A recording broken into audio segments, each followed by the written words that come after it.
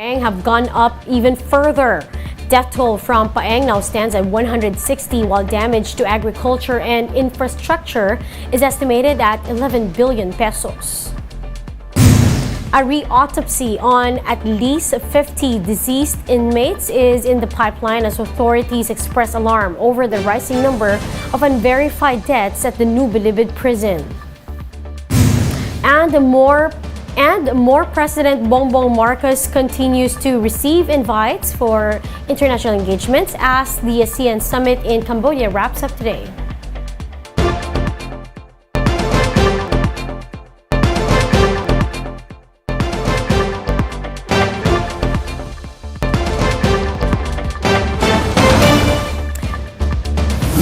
Fast, focused, and fearless. Here's everything you need to know to jumpstart your weekend. I'm Riza Diaz. Fatalities due to severe tropical storm Paeng have gone up to 160. The NDRRMC reports that more than 100 others were injured while 29 individuals are still missing. Paeng has also affected over 5.4 million Filipinos, more than 350,000 of whom have been displaced. Damage to agriculture from Paeng is estimated at 6.4 billion pesos, while infrastructure damage is pegged at 5.4 billion pesos. Now, among areas affected by Paeng is the town of Noveleta in Cavite. Their LGU is now calling on the national government for aid weeks after the cyclone's onslaught. Mon Gualvez has a report. Around 1,000 residents waited in line at this gymnasium in Noveleta, Cavite on Friday. All were hoping to get a financial aid after their homes were ravaged by severe tropical storm Paeng. Admittedly, the local government said they still need help 2 weeks since the storm. Kami po ay hindi tumitigil sa paghingi ng tulong at sa pagbibigay din ng tulong sa aming mga kababayan dahil hanggang ngayon po ay unti-unti pong bumabangon pa rin. Maraming mga kababayan tayo na wala ng gamit, sasakyan, hanap buhay, kaya umaalalay po tayo sa kanila. The town was earlier met with controversy following Chua's interview with One Balita Pilipinas. There, he complained about too many requirements allegedly being imposed by the Social Welfare Department. DSWD Chief Erwin Tulfo decided to relieve Calabarzon's regional director and his assistant. The two, however, have been reinstated after an inquiry found that they did not violate any policy. The agency has also clarified that they only require one valid ID among aid beneficiaries for auditing. Okay na po, nagkaintindihan na po kami at malinaw na po ang patakaran ng DSWD at marami na po nabibigyan tulong, tuloy-tuloy po ang programa ng DSWD. Mga nasalanta ng bagyo, syempre kahit ID ay okay na at hindi na kailangan ng iba't ibang requirement pa. Nilinaw naman po yan ni Secretary Erwin Tulfo. Meanwhile, Senator Amy Marcos visited Noveleta on her birthday and handed out assistance through the DSWD. She gave away 3,000 pesos in cash assistance per family as well as vegetables and Nutribun. Ang birthday wish ko ay maibsan ang kahirapan sa Pilipinas sa lalong madaling panahon. Higit sa lahat, bumagsak ang mga presyo at wag tayong haharap ng isang Paskong tuyo. Wish ko lang. The Noveleta LGU still appealing to more government officials to extend help. For News 5, Mon Gualvez, we are One News. President Ferdinand Marcos Jr. has been invited to the World Economic Forum in 2023. WEF founder Klaus Schwab extended the invitation during a breakfast meeting with Marcos on the sidelines of the ASEAN Summit in Cambodia. Schwab told President Marcos that attending the forum will be a good opportunity to attract more investors and build rapport with the global business community. The Office of the Press Secretary said the president has not yet decided if he will attend the event. We'll be back with more stories after the break. Keep it here on One News.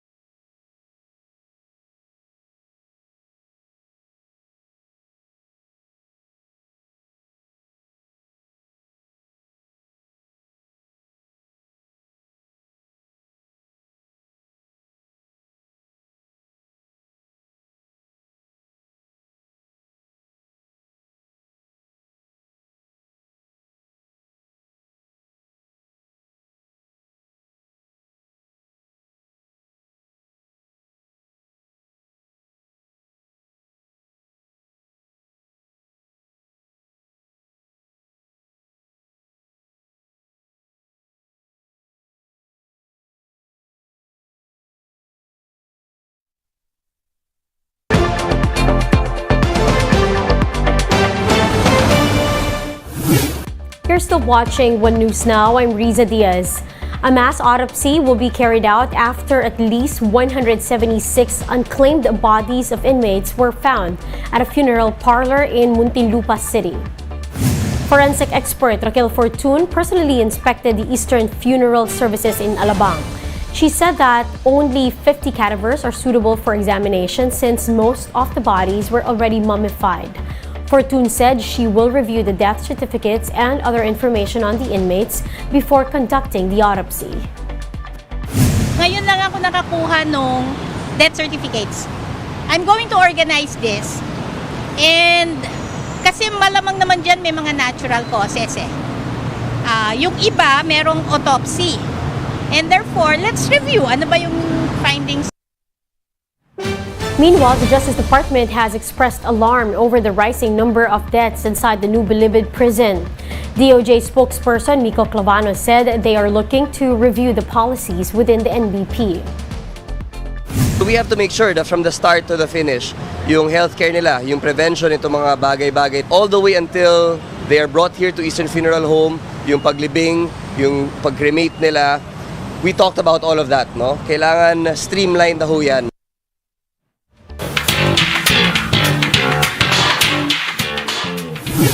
Beauty queen Herline Nicole Budol has withdrawn from the Miss Planet International 2022 pageant. Budol's manager Wilbert Tolentino said uncertainties from the side of the organizers forced them to withdraw from the pageant. Budol arrived in Uganda on November 5, a couple of weeks before the pageant's preliminary activities. However, several sponsors backed out due to a reported Ebola outbreak in the area. This left delegates to fend for themselves and pay for their own accommodations out of pocket. Though at least 6 delegates also withdrew from the competition because of the fiasco.